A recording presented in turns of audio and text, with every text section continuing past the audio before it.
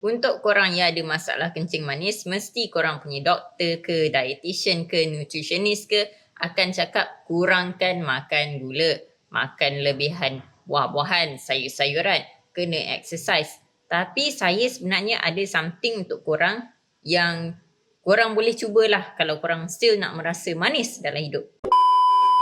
Ini dia, stevia scalavia yang memang tak ada gula langsung tapi manis dia 200 hingga 300 kali ganda lagi manis daripada gula biasa. Dan juga dia ada satu benda yang kebanyakan stevia kat luar sana tak ada, growth factor concentrate. Growth factor concentrate ni juga dia ada faktor pertumbuhan lain macam IGF dan juga EGF. GFC, IGF dan EGF dia merangsang pertumbuhan sel baru yang kemudian akan gantikan sel-sel lama so that korang nampak lagi berseri dan lagi segar. Tak adalah nak gugur rambut, tak adalah kuku nak kusam. Bukan tu aja, tapi dia juga kontrol korang punya kolesterol, menggalakkan pertumbuhan otot, meningkatkan sistem imun lagi. So korang yang ada masalah kencing manis, yang tak nak kehilangan kemanisan hidup tu, korang boleh cuba kita punya stevia scalavia. Sebab dia bukan aja manis tapi macam saya cakap tadi, tak ada gula,